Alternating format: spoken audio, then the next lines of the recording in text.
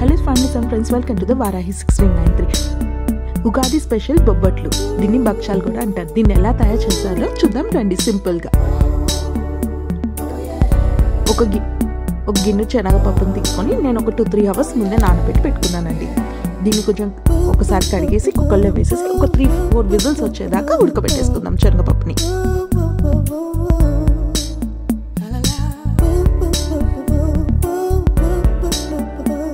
ఒక గిన్నెడు శనగపప్పుకి నేను 2 glasses of water add చేసి ఉడకబెట్టుకుంటున్నాను. విజిల్స్ ఒక 3-4 విజిల్స్ వచ్చేదాకా పెట్టుకుందాం. అప్పటిలోగా మనం పూరి పిండి తయారు చేసేసుకుందాం, అంటే మైదా పిండి. దాంట్లో తగినంత కొంచెం సాల్ట్, కొంచెం వాటర్ వేసుకొని తడుపుకుంటూ కొంచెం ఆయిల్ కూడా యాడ్ చేసుకొని, ఆయిల్ బదులు మీరు గీ కూడా యాడ్ చేసుకోవచ్చు. యాడ్ చేసుకొని చపాతీ పిండి మాదిరిగా తడిపేసుకుందాం. దాన్ని ఒక 20 minutes కానీ 1/2 hour కానీ పక్కన పెట్టుకుందాం పిండిని తడుపుకొని.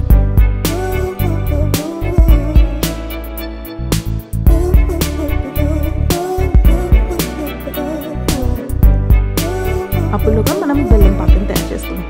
నేను ఒక గిన్నె శనగపప్పుకి 12 దాకా బెల్లం తీసుకున్నానండి. స్వీట్ ఎక్కువ తినే వాళ్ళు 20 తీసుకోవచ్చు. దాంట్లోనే కొంచెం వాటర్ యాడ్ చేసుకొని బెల్లాన్ని కరగబెట్టుకొని దాంట్లో కొంచెం ఇలాచీ పౌడర్ కూడా యాడ్ చేస్తున్నాను. ఏదైతే మనం ఆల్రెడీ ఉడకబెట్టుకున్నామో శనగపప్పుని కొంచెం జల్లేడు దాంట్లో వేసేసుకుంటే వాటర్ అంతా పోతుంది.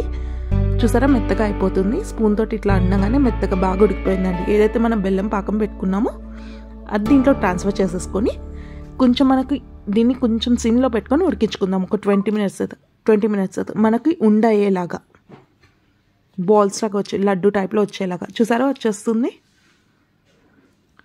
ఇప్పుడు ఏదైతే మనం బొబ్బట్లకి పిండి రెడీ చేసుకున్నామో దాంట్లో కొంచెం చపాతీ కింద చేసుకొని మనం ఏదైతే పూర్ణం రెడీ చేసుకున్నామో ఈ పూరి దాంట్లో పెట్టేసి చపాతీ మాదిరిగా ఒత్తేసుకోవడమే.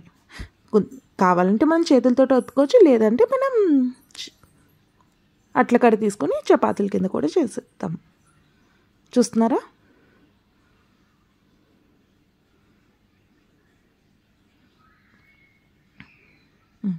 కొంచెం మైదా యాడ్ చేసేసుకొని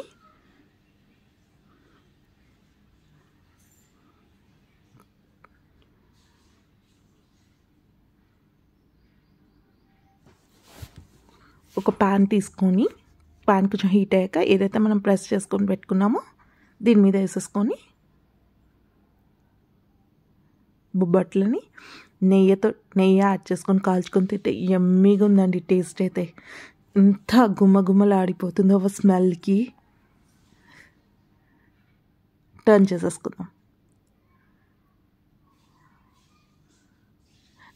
కావాలంటే మీరు గోధుమ పిండితో కూడా చేసుకోవచ్చు, మైదాతో కూడా చేసుకోవచ్చు అండి, మన ఇష్టం అది. ఎవరైతే మైదా తినద్దు అనుకున్నారో వాళ్ళు గోధుమ పిండితో కూడా చేసుకోవచ్చు. సేమ్ ప్రాసెసే. టర్న్ చేసేసుకొని ఒక ప్లేట్లో తీసేసుకొని యమ్మీ అండ్ సింపుల్ టేస్టీ బొబ్బట్లు రెడీ. మీకు కానీ వీడియో నచ్చినట్టయితే please like, share, subscribe and comments. Thank you, bye. మీరు కూడా తప్పకుండా సింపుల్ అండ్ టేస్టీ నేతి బొబ్బట్ని తప్పనిసరిగా ట్రై చేయండి. మీ అందరికీ ఉగాది శుభాకాంక్షలు.